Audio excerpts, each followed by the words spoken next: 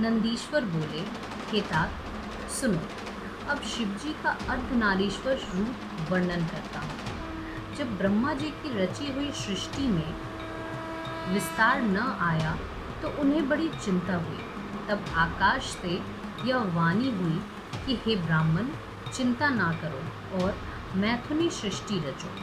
तब ब्रह्मा जी ने मैथुनी सृष्टि निर्माण करने का विचार किया। निरंतर पार्वती सहित शिव जी के ध्यान से वे शिव शीघ्र ही प्रकट हो गए।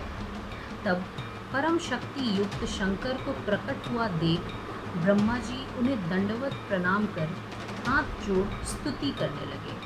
तब देवाधिदेव महादेव ने अपने शरीर के आधे भाग से शिवा देवी को पृथक कर दिया।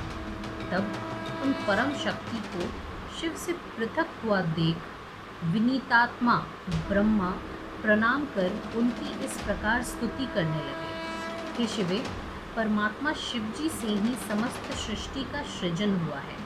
अब मैं एक मैथुनी सृष्टि रचना चाहता हूँ। तुम ही सबकी ईश्वर हो, अतएव मैं तुम पराशक्ति की प्रार्थना करता हूँ। हे शिवे, अब आप मुझे नारी कुल की सृष्टि करने की शक्ति दीजिए। आपको मेरा नमस्कार है। हे वरदेश्वरी, मैं एक और वर तुमसे मांगता हूँ। हे शिवे, आप चराचर संसार की वृद्धि के लिए मेरे पुत्र दक्ष की पुत्री हुई।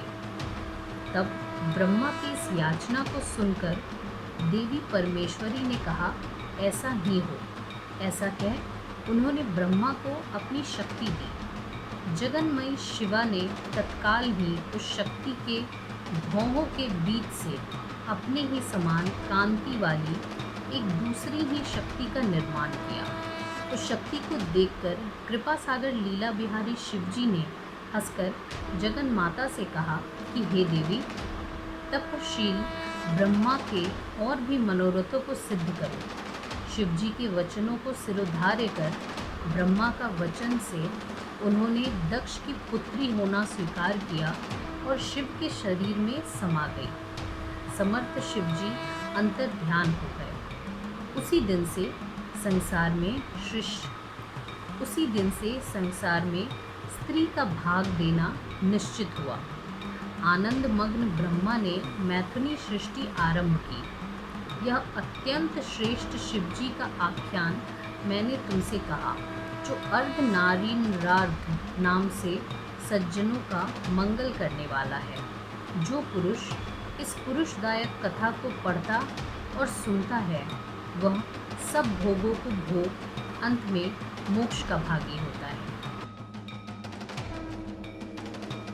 नंदीश्वर बोले, हे सर्वज्ञ, सनत कुमार द्वारा रुद्र से कहा हुआ शंकर का चरित्र निरंतर ब्रह्मा को सुखदायक है। शिवजी बोले, ब्रह्म 7वें मनवंतर में वराह कल्प होगा, जिसमें कल्पेश्वर भगवान प्रकट होकर सब लोगों के प्रकाश रचने वाले होंगे और तुम वैवस्वत मनु के परपोते होगे। उस मनवंतर में 4 युग होंगे और द्वापर के अंत में ब्राह्मणों के हितार्थ मैं उत्पन्न होगा। हे ब्रह्मा, युग की प्रवृत्ति के अनुसार जब द्वापर का प्रारंभ होगा, तब उसमें व्यास जी स्वयं प्रभु होंगे और कलयुग के अंत में शिवायुक्त श्वेत नामक महामुनि होगा और हिमालय के छागल में ब्रह्मा जी मेरे शिखा शिष्य होंगे तथा मुझ अव्यय को तत्व से ज्ञान कर और भी मेरे बहुत से भक्त होंगे। फिर द्वापर में सत्य नामक प्रजापति होंगे और कलयुग में मैं साकुरी नाम से प्रसिद्ध होऊंगा तथा उस युग में भी बहुत से वेदज्ञ ब्राह्मण मेरे शिष्य होंगे, जैसे दुंदुभि, शत्रु, त्रिशिक और केतु। फिर ये चारों भी ध्यान योग से मेरे पुर को प्राप्त हो जाएंगे।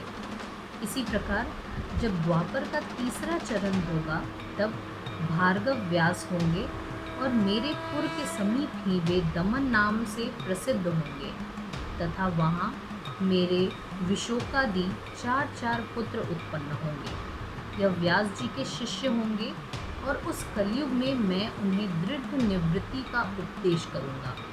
फिर चौथे द्वापर में अंगिराजी व्यास होंगे।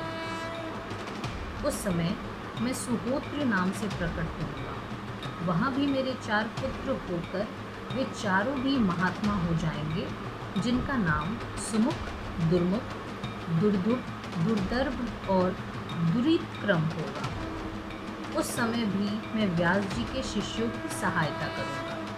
इसके पश्चात 5वें द्वापर में सविता नामक व्यास और मैं कंक नामक योगी एवं तपस्वी होगा तथा सनक, सनंदन, सनातन और सनत कुमार यह 4 पुत्र होंगे।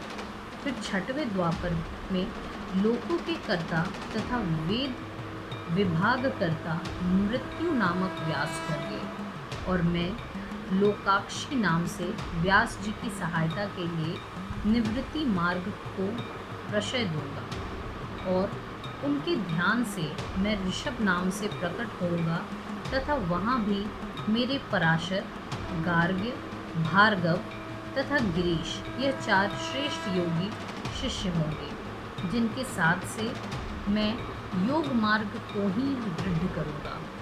मेरे इस ऋषभ नामक अवतार से संसार का बहुत कल्याण होगा। मेरे उस अवतार में भद्रायुक्त नामक राजा का पुत्र जो श्वेत दोष से मरेगा और जिसके कारण राजा बड़ा दुखी होगा, उसको ज्ञानोपदेश कर ऋषभ जी संतोष देंगे तथा उसके मित्र पुत्र को जिला देंगे।